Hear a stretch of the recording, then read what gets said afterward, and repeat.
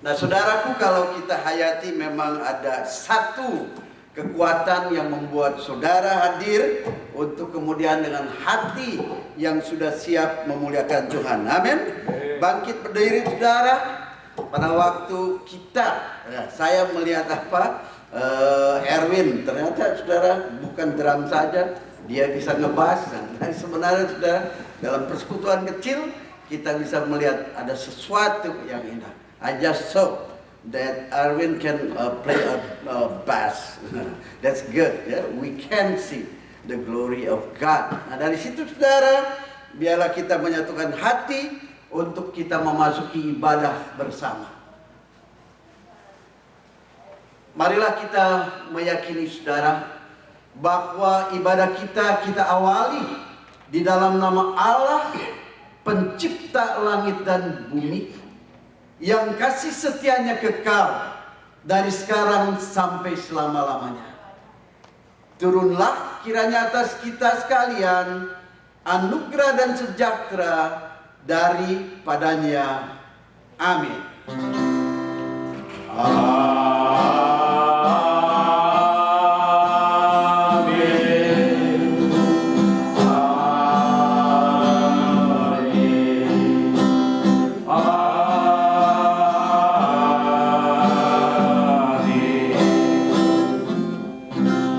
Silakan jemaat.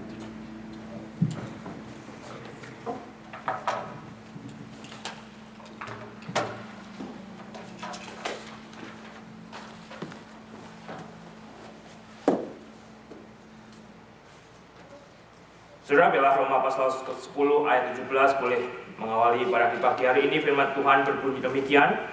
Jadi iman timbul dari pendengaran, dan pendengaran oleh firman Kristus. Jadi kalau iman saudara mau bertumbuh, saudara perlu mendengar firman Tuhan, saudara perlu membaca firman Tuhan, dan saudara perlu melakukannya. Dan dengan melakukan itu, iman saudara akan ditumbuhkan oleh Tuhan. So James from Romans chapter 10 verse 17 says that, so then faith comes by hearing, and hearing by the word of God. So if you want to grow your faith in the Lord, you need to listen and you need to read this Bible, God's holy word, and you need to apply it to your daily life. Then the Lord will grow your faith. Dari situ saudara, biar saat ini kita boleh menyambutnya bersama dengan lagu sebuah nama.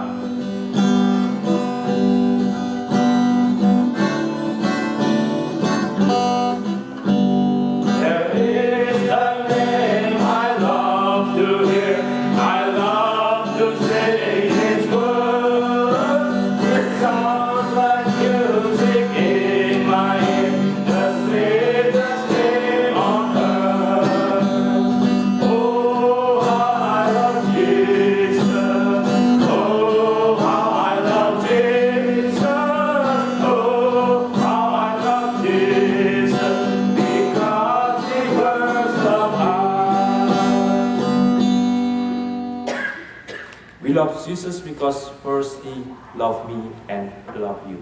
Mari kita berdoa saudara. Bapa, terima kasih jikalau saat ini kami mengatakan kami mengasihi Engkau Tuhan, bukan karena kami bisa mengasihi Engkau, karena kami telah terlebih dahulu Tuhan Yesus kasihani. Engkau sudah mati bagi kami di atas kayu salib untuk menyediakan pengampunan dan penebusan dosa dan harapan surgawi. Oleh karena itu Tuhan, saat ini kami juga memohon ampun untuk segala dosa dan kesalahan kami dalam kehidupan kami sebagai anak-anak-Mu. Kami masih gagal, kami masih kalah Tuhan, tapi kami tahu kami tidak hidup di dalam dosa, tetapi kami masih jatuh di dalam dosa. Tandanya itulah Tuhan, kami mau minta ampun, dan jikalau kami yakin kami Tuhan sudah tebus, biar saat ini juga kami mohon Engkau boleh sucikan, bersihkan hati kami, berikan hari yang baru, hati yang baru, dan masa depan yang baru di dalam Tuhan Yesus. Bila sukacitamu boleh ada dan bergelora. Amin. Saudara, firman Tuhan melalui Roma pasal 5 ayat yang ke-6 boleh menjadi petunjuk berita anugerah di pagi hari ini. Demikian bunyinya. Roma pasal 5 ayat yang ke-6. Romans chapter 5 verse 6 will be the word of grace for this morning. Karena waktu kita masih lemah, Kristus telah mati untuk kita orang-orang durhaka pada waktu yang ditentukan oleh Allah. Jadi saudara, itulah berita anugerah di pagi hari ini. Sebelum saya dan saudara sebetulnya ada, Kristus itu sudah menyediakan penebusan bagi saya dan saudara. Itu luar biasa bagi saya. Oleh karena itu bila saat ini kita boleh mendapatkan petunjuk hidup baru yang akan kita baca bersama dari Roma 14 ayat 7 sampai dengan ke-9. Roma 14 ayat 7 sampai dengan ke-9 sebagai petunjuk hidup baru kita akan baca bersama. 2, 3. Sebab tidak ada seorang pun di antara kita yang hidup untuk dirinya sendiri, dan tidak ada seorang pun yang mati untuk dirinya sendiri. Sebab jika kita hidup untuk Tuhan, dan jika kita mati untuk Tuhan. Jadi baik hidup atau mati, kita adalah milik Tuhan. Sebab untuk itulah Kristus telah mati dan hidup kembali, supaya ia menjadi Tuhan baik atas orang-orang mati maupun atas orang-orang hidup. James, if we already forgiven by the Lord Jesus, Romans says that, for none of us lives to himself, and no one dies to himself. For if we live to the Lord, and if we die to the Lord. Therefore, whether we live or die, we are the Lord. So I hope this will grow you as day by day you will read the Bible, you will pray, and you will ask God to grow you in your faith. So dari situ kita boleh menyambutnya saudara dari lagu Kidung Jemaat 35 Tercurah.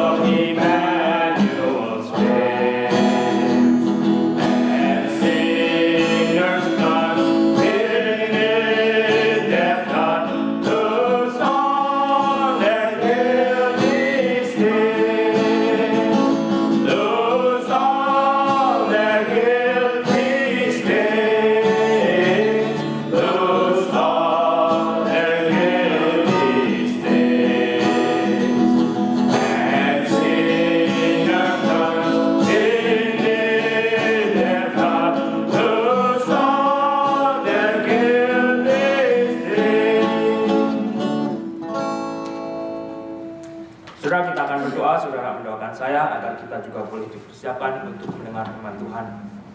Bapa di surga, terima kasih di pagi hari ini Tuhan boleh bawa kami hadir. Biarlah Engkau tolong hambamu yang boleh menyampaikan firman-Mu, Engkau tolong kami yang boleh mendengar Tuhan. Agar semuanya boleh Tuhan bekerja di dalam diri kami, dan hidup kami boleh membawa kemuliaan bagi Tuhan Yesus. Amin. Saudara, mari kita buka bersama dari Yakobus pasal yang pertama. Kita akan membaca Yakobus pasal pertama dari ayat 1 sampai dengan yang ke-6 dengan judul Iman dan Hikmat. So we will start with the new books, your book, James.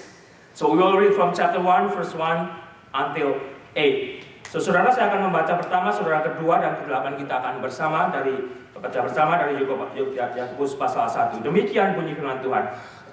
Salam dari Yakobus, hamba Allah dan Tuhan Yesus Kristus, kepada ke-12 suku di perantauan. Saudara-saudaraku, anggaplah sebagai suatu kebahagiaan apabila kamu jatuh ke dalam berbagai cobaan. Sebab kamu tahu bahwa ujian terhadap imanmu itu menghasilkan ketekunan. Dan biarkanlah ketekunan itu memperoleh buah yang matang, supaya kamu menjadi sempurna dan utuh dan tak kekurangan suatu apapun. Tetapi apabila di antara kamu ada yang kekurangan hikmat, hendaklah ia memintakannya kepada Allah dan memberikan kepada semua orang dengan murah hati dan dengan tidak membangkit-bangkit, maka hal itu akan diberikan kepadanya. Hendaklah ia memintanya dalam iman dan sama sekali jangan bimbang. Sebab orang yang bimbang sama dengan gelombang laut yang diombang-ambingkan kian kemari oleh angin. Orang yang demikian janganlah mengira bahwa ia akan menerima sesuatu dari Tuhan. Sebab Orang yang berdua hati tidak akan tenang dalam hidupnya. Ya, kita menjadi orang yang berbahagia, yang mau membaca, mendengar, dan melakukan firman Tuhan. Saudara, Yakobus adalah bagian firman Tuhan yang sebetulnya begitu praktikal dan cukup sederhana untuk saudara baca dan mengerti. Tetapi permasalahannya bukan sampai di situ, saudara. Jikalau saya dan saudara mau membaca buku Yakobus ini yang dengan simple bisa kita mengerti, tetapi jikalau saudara tidak melakukannya, firman Tuhan ini tidak akan merubah hidup saudara. Firman Tuhan ini tidak akan menjadi bagian dari hidup saudara. Dan jikalau saudara mau dirubah oleh Tuhan dan mau ditumbuhkan imannya oleh Tuhan Yesus, baca Yakobus, tetapi lakukan juga apa yang menjadi perintah firman Tuhan di dalamnya. So James, the book of James, it's a very practical book for a Christian living. So this will grow your faith. When you read it, it's like self-explanatory. But you must ask God to help you to do it. Then that way, when you finish till the end, the book of James, you will see how God will grow you through this book of James. But you must do it, not just read it. You read it, you pray that the Lord will give you power to do it. So, saudara, dari sini kita sudah membaca tadi bagaimana buku Yakobus itu. Di bagian pertama dikatakan, salam dari Yakobus, hamba Allah dan Tuhan Yesus Kristus kepada kedua belah suku di perantauan. Yakobus sendiri sebagai penulis buku Yakobus ini, saudara, mengatakan bahwa dirinya itu adalah hamba Allah dan Tuhan Yesus Kristus.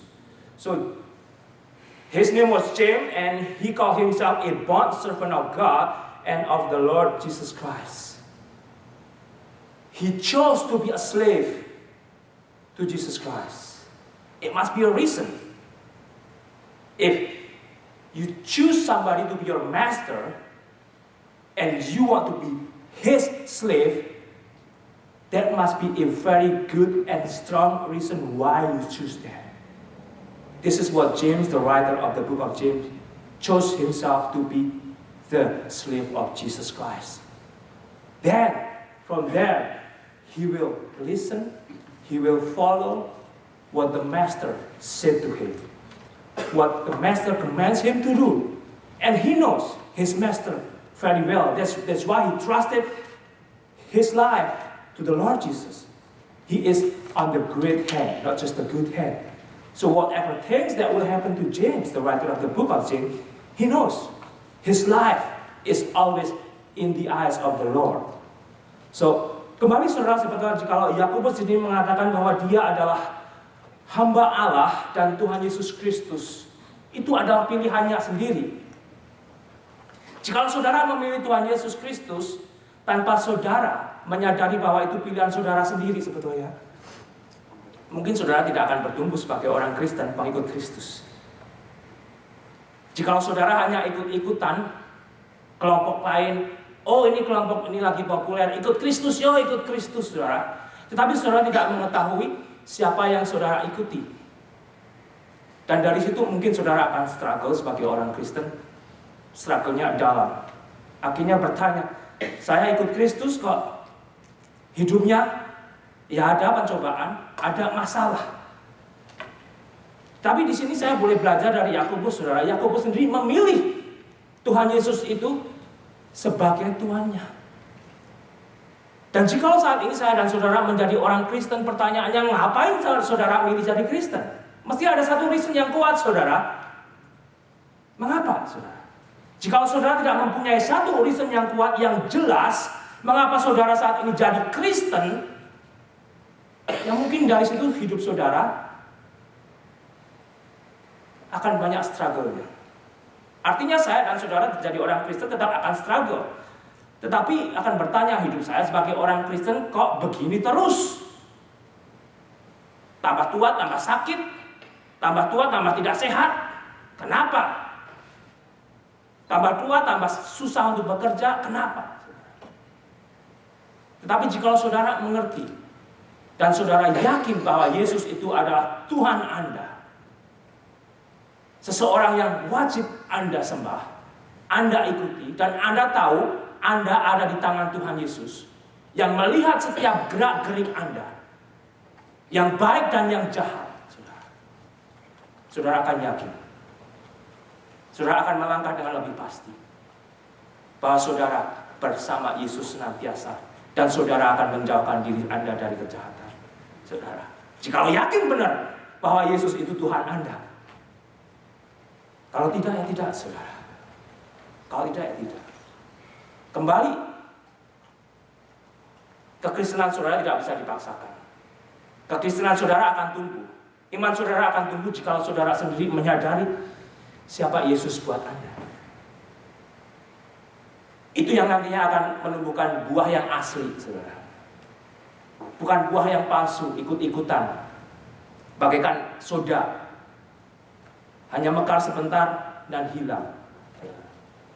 Buah yang asli akan tumbuh jika saudara bertumbuh dan semakin menyadari siapa Tuhan Yesus Anda itu. Dan disinilah Yakobus memilih bahwa dia memilih melayani Yesus sebagai budaknya. Dan dari situ dia yakin sepenuhnya apa yang dilakukan untuk Tuhan Yesus itu memang memberikan buah yang indah, memberikan buah yang bisa dinikmati oleh orang lain, memberikan buah yang bisa membangun jemaat Tuhan yang lain. So James, the fruit of your spirit will grow when you go deeper, knowing about your Lord Jesus Christ for yourself.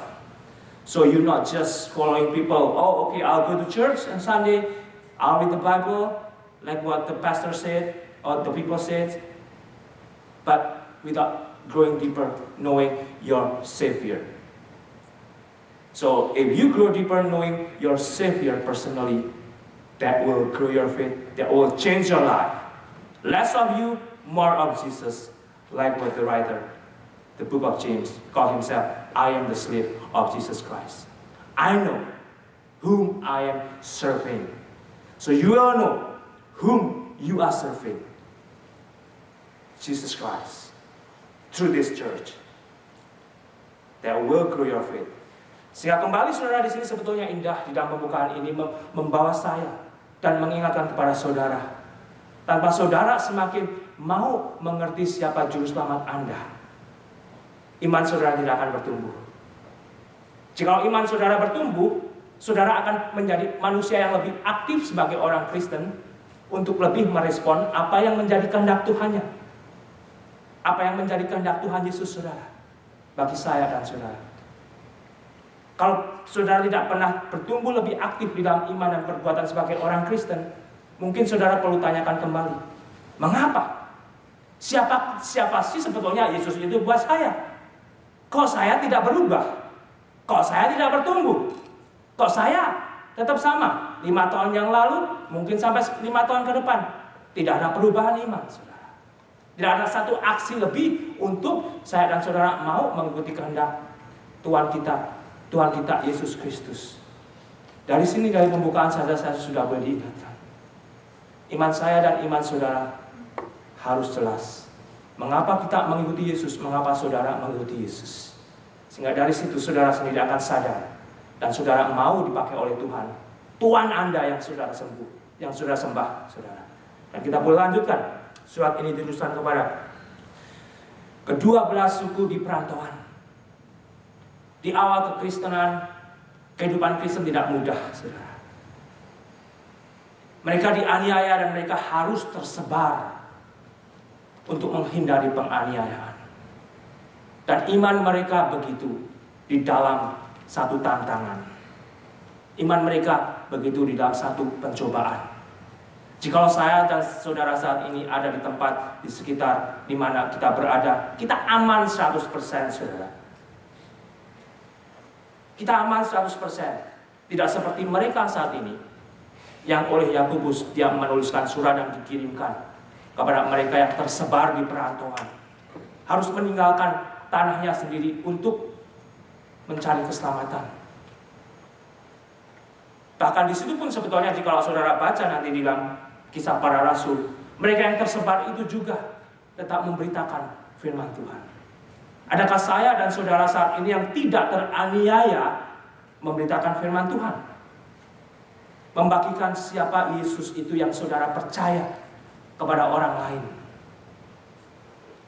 Sebetulnya di sini kita masih diberikan satu kebebasan untuk kita mau berbicara, menyampaikan cinta kasih kita kepada Yesus yang sudah menyelamatkan saya dan Anda, kepada mereka yang masih terhilang, kepada mereka yang tidak mempunyai pengharapan surgawi, saudara. Masih banyak. Surat ini ditujukan kepada mereka yang tercerai-berai karena imannya mau mengikuti Yesus. Apakah saat ini saudara teraniaya karena iman saudara? Oleh tetangga saudara? Oleh teman saudara? Apakah saudara dipukulin mau dibunuh? Tidak, saudara.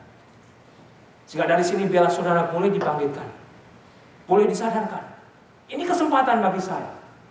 Ini kesempatan bagi saudara.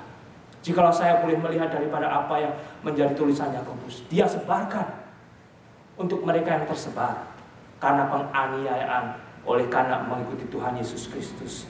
So James, this letter was written by James to the early Christian life who were scattered abroad because of fake persecution. And we live here freely to go to church, freely to carry the Bible. And this is the time for us to share to others about the hope of heaven, the salvation, which is only God's way, not human way, through Jesus Christ alone. So this is the very time, the opportune time for you, for me, and for us. While that time has not come to us yet, we must go and share the good news to others. Kita boleh lanjutkan, saudaraku. Anggaplah sebagai suatu kebahagiaan apabila kamu jatuh ke dalam berbagai-bagai pencobaan, saudara. Wow. Artinya apa, James? Kamu kok menuliskan, saya suruh menganggap kalau saya jatuh di dalam berbagai-bagai pencobaan, anggaplah itu suatu kebahagiaan. Bertentangan dengan dunia, saudara. Bertentangan dengan prosperity gospel. Kalau kamu kena pencobaan, berarti kamu pasti melakukan sesuatu yang salah. Kalau kamu hidupnya susah, tidak diberkati Tuhan berarti. That's prosperity gospel. Tapi Alkitab tidak mengajarkan prosperity gospel.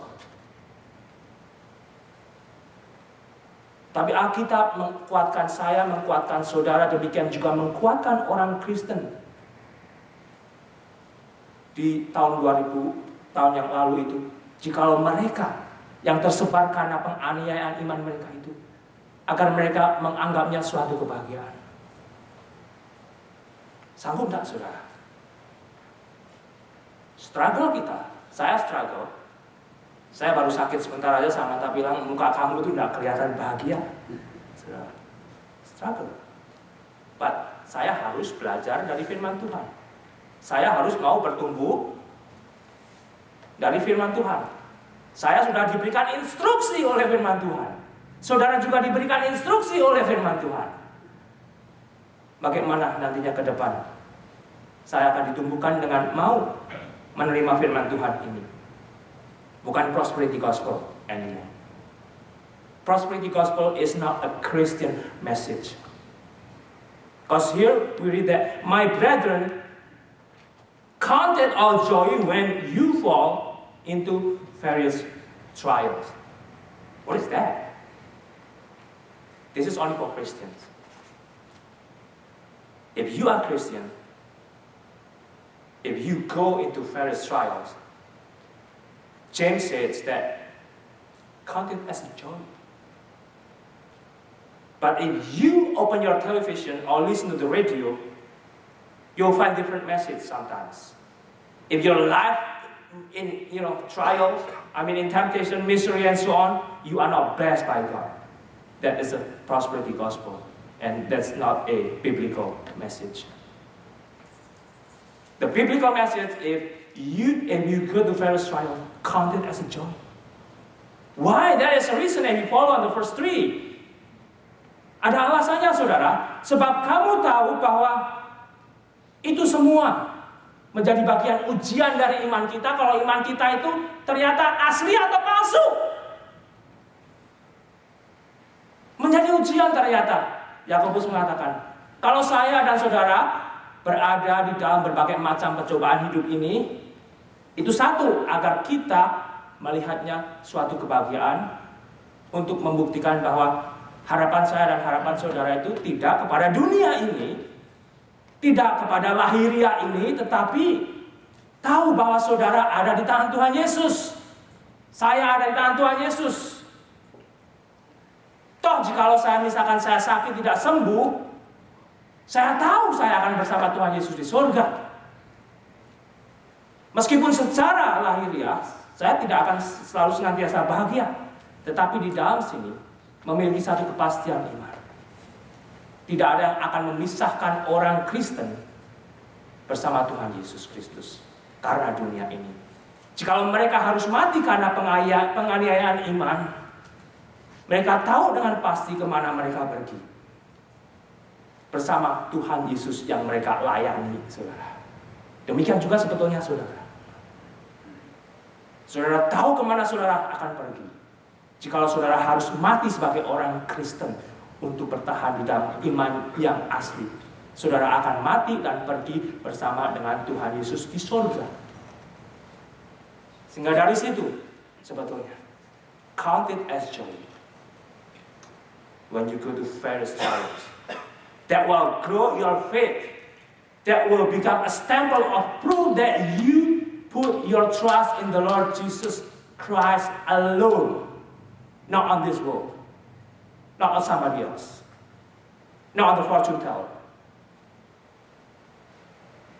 Then whatever your life will be, no one can separate you with the love of Jesus Christ. If you have to die today because of your faith, you stand firm, you will go with Jesus right away. So that's why James said, count it as a joy. Nothing will separate you from the love of Christ.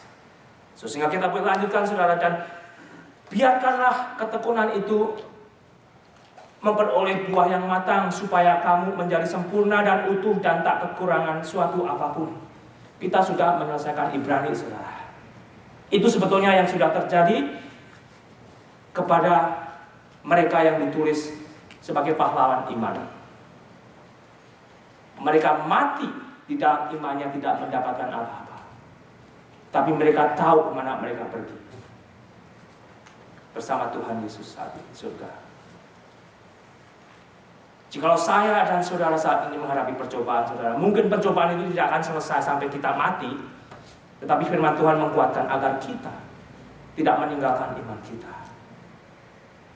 Kita tahu kemana kita pergi. Dan jikalau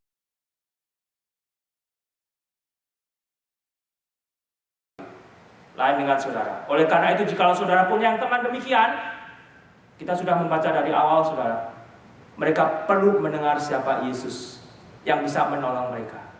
Dan mungkin saudara yang akan dipakai. Kebebasan yang mereka miliki akan membawa kepada kebinasaan. Tetapi anugerah yang sudah diberikan bagi saya dan saudara akan menuntun kita kepada kehidupan yang kekal. Jika kita mau mengikuti dan kita tahu siapa yang kita ikuti, Yesus Kristus. Dan di sini kita diarahkan untuk membuktikan bahwa iman saya dan iman saudara itu murni dan asli. Tidak ada harapan lain kecuali saya mau mati bersama Yesus. Tidak ada lain yang saudara mau ikuti, saudara. Tidak ada lain yang saudara mau harapi, saudara. Dan akhirnya, sebab orang yang mendua hati tidak akan tenang dalam hidupnya. Saudara sendiri yang akan mengalami ini. Jikalau saudara mendua hati, tidak akan tenang di dalam hati. Tidak akan tenang. Waktu demi waktu kita membaca sekarang, banyak selebriti, banyak bintang film yang matinya overdose. Mereka boleh kaya, tapi sebetulnya dalam hatinya di sini tidak siap.